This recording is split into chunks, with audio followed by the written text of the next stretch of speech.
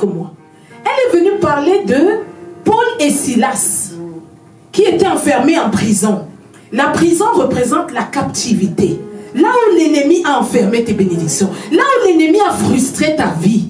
Ok? Donc Paul et Silas sont enfermés. Et la Bible déclare, à l'heure de la nuit, donc à minuit, Paul et Silas se sont levés. Ils ont dit que on ne peut pas dormir. Alléluia. Donc, sachez que le mot dormir dans l'esprit, c'est péjoratif, ce n'est pas un bon mot. Amen. Allez visiter la Bible. Chaque fois qu'un peuple dort, il lui arrive des malheurs. Amen. Donc, chaque fois que tu vis une vie qui n'a pas la prière, qui n'a pas la dévotion, qui n'a pas la relation intime avec Dieu, tu vas expérimenter beaucoup de défaites. Tu vas marcher avec le nom de Jésus, dis comment le nom de Jésus là ne marche pas dans ma vie. Pourquoi moi je ne vois pas les victoires? Pourquoi je ne vois pas ceci? Il y a quelque chose que tu as négligé. Ta prière de la nuit est essentielle. Alléluia. Et Paul et Silas ont compris ce secret. Au milieu de la nuit, ils se sont levés. La Bible dit qu'ils se sont mis à louer l'Éternel. Et qu'est-ce qui s'est passé? Les fondations de la prison se sont ébranlées. Amen. Donc quand les fondations s'ébranlent, tout ça ce sont des images que l'Esprit de Dieu utilise pour te dire que les fondations de ton problème, ça veut dire là où ton problème a commencé.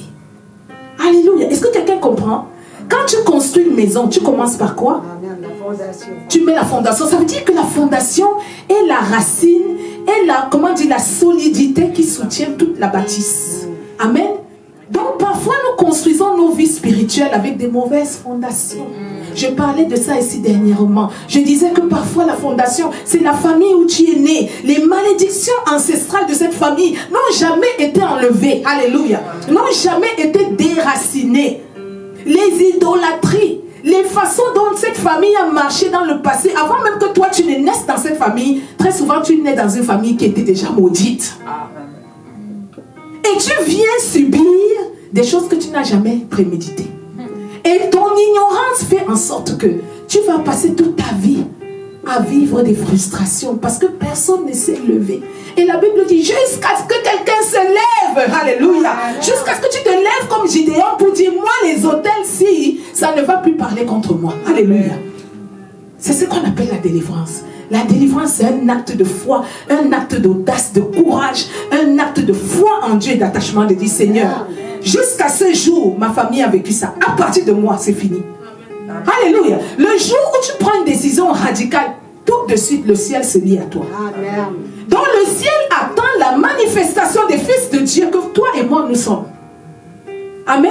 Amen. Nous sommes les fils de Dieu, nous nous réclamons fils et filles de Dieu, mais nous ne prenons pas les actions qu'il faut pour vaincre tout ce qui nous garde en soumission. Amen. Amen. Aujourd'hui, j'ai dit c'est aujourd'hui. Alléluia. Aujourd'hui là, c'est aujourd'hui. Ça dit que quand tu dis aujourd'hui, c'est aujourd'hui, c'est it is enough. Tu dois dire assez. Ma famille a vécu longtemps dans les chaînes de maladie. Ce cancer, ça s'arrête avec moi. Alléluia. Ma famille a vécu longtemps dans le diabète d'une génération à l'autre. Aujourd'hui, esprit de diabète, je te chasse de ma famille. Alléluia. Ma famille a vécu longtemps dans la soumission. Aujourd'hui, les addictions, la drogue dans ma famille, bye bye. Amen. Alléluia. Et quand tu prends la décision, tu dis, c'est une affaire de vie ou de mort. Et c'est de ça qu'il s'agit. Quand Esther s'est levée, elle a dit, perish, I perish. Est-ce que vous comprenez ça? Elle a pris le courage de braver le roi, de braver les arrêtés du roi, de braver les ordonnances de la cour. Elle a dit, je vais me présenter devant le roi. Et si je dois mourir, je n'ai qu'à mourir. Parce qu'à un moment, nos vies ressemblent déjà à des morts. C'est quoi une vie que tu vis dans la défaite tous les jours? C'est comme si tu es mort vivant. Donc à un moment, tu te dis, qu'est-ce que j'ai à perdre? What am I losing, by the way? I'm tired enough, ok? Quand tu es déjà arrivé au bout de toi, tu arrives au point où tu t'arrêtes, tu dis Dieu, à partir de maintenant, c'est toi. Perish, I perish. On dit, ils n'ont pas craint leur mort, ils n'ont pas craint leur vie, ils n'ont pas aimé leur vie jusqu'à craindre la mort. Ça, c'est notre Seigneur. Il pouvait dire, je ne veux pas la croix, pas moi, crucifié jamais. Mais il n'a pas craint la mort parce qu'il connaissait la récompense. Toi, commence à connaître la récompense. Le jour où tu es délivré, c'est toute la lignée après toi qui est délivrée. Alléluia.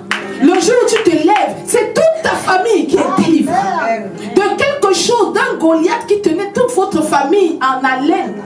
Je ne sais pas qui est le Goliath de ta famille, je t'invite à te lever. Alléluia. Je ne sais pas qui est le Goliath qui a gardé ta famille dans les chaînes. Je ne sais pas cet esprit qui est venu dans la nuit pendant que tu dormais. Il a volé les bénédictions de Dieu dans ta vie et il t'a donné une vie de misère. Aujourd'hui, déclare au nom de Jésus qu'il y ait restitution. Qu'il y ait restitution. Je réclame ce que l'ennemi m'a volé. Je réclame ce que la sauterelle, le racine, le dragon, toute cette armée qui est venue contre moi, ce qui m'ont volé, aujourd'hui, je dis restitution au nom de Jésus de Nazareth. Alléluia. Élève ta voix, commence à prier.